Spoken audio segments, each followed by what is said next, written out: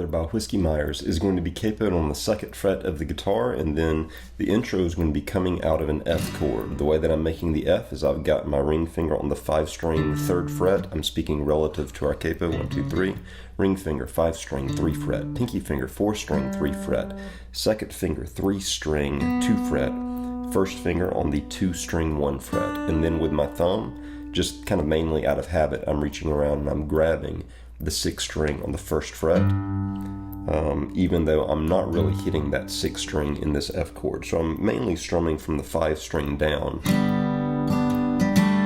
So I go down, up, down, up, down, up, down, up, and then on the next down, I'm hammering on with my 2nd finger to the 3-string 2 fret. So on the down, my 2nd finger actually comes up briefly, and then I hammer back down with the 2nd finger to the 3rd string 2nd fret. And then another down, up, down after that. Or really it was an up, down, up. And then I go into a C chord. I say I go into a C chord. Whiskey Myers goes into a C chord here. So to go to the C chord, you want to move your ring finger to the 6th string 3 fret, your pinky finger to the 5-string 3 fret, your 2nd finger goes to the 4-string 2 fret, you'll have an open 3 string, and your 1st finger remains planted right there on the 2nd string 1st fret where it was at in the F chord. And it's going to be the same strumming pattern and motion of hammer on with your 2nd finger, except for now you're opening up the open 4-string and hammering on with your 2nd finger to the 4-string 2 fret. And those are the first 2 chords of the song in the intro. F to the C. And then it comes back up to the F, back down to the C. But here on the C, you're going to walk down to an A minor. So you'll hit the C once, and then you'll move with your 2nd finger to the 5-string 2 fret. You'll strike that once, and then you'll go into an A minor chord. And in the A minor chord, it's going to be the same down, up, and then on the next down, you're going to do a hammer on with your 1st finger on the 2nd string 1st fret. So you'll lift up your 1st finger, strum across the chord, and then quickly hammer your 1st finger back down. After the A minor, you'll go to a G chord.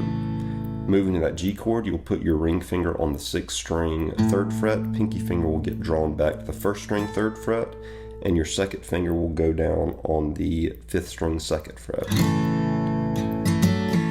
So you'll hit that G chord once, you'll strum down, then go up, down, up, and then on the next down, so you're going, that's what you're doing. So down, up, and then the next down up will be with your 2nd and 1st fingers. Let me back up. During the next down up, your ring and your pinky will remain planted in this G fashion, but your 2nd and 1st fingers will be moving as though you were playing an A minor 7. So your 2nd finger is moving to the 4-string 2 fret, and your 1st finger is moving to the 2-string 1 fret. You'll strum down on that, and then strum up, picking up your 1st and 2nd fingers off the fretboard in that G.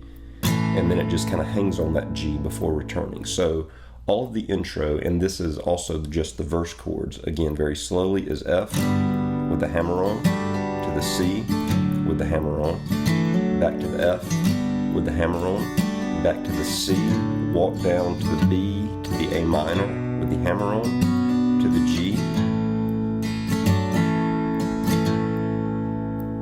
and then that repeats. On the last G of the verse,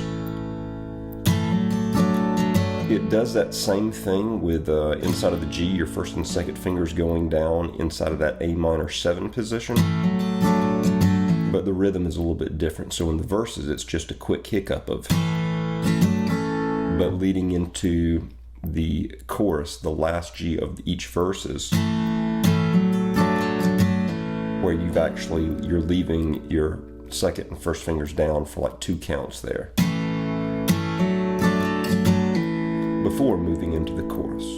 The chorus will be walking out of a C major chord. So go back to the same C major as before, and you're going to walk down to the A minor.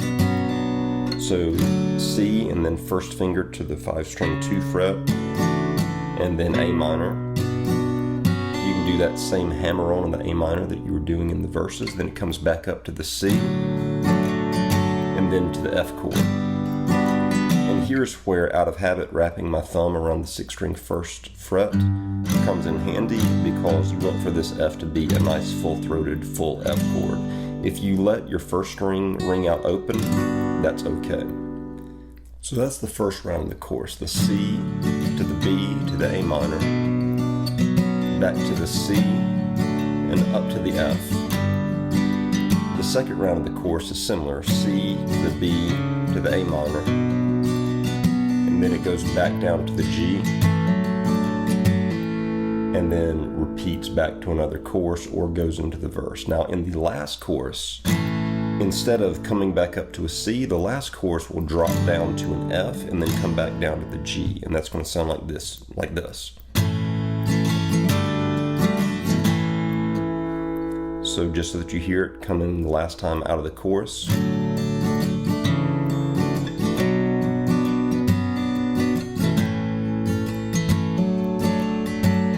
F to the G. And then the outro to the song, where there's just a really long solo break, is going to be an A minor to a G, back up to the A minor, to a C major, to a G. Repeat A minor, back down to the G, back to the A minor, back to the C, to the G, repeat back to the A minor, and that just does it just like that for the rest of the song. And the strumming pattern is the same strumming pattern as before in the song. Down, up, down, up, down, up, down, up, down, up, down, up, down, up, down, up, down. And those are the chords, the movements, and the riffs to Bad Weather by Whiskey Myers. Hopefully this gives you an idea of how to approach the song.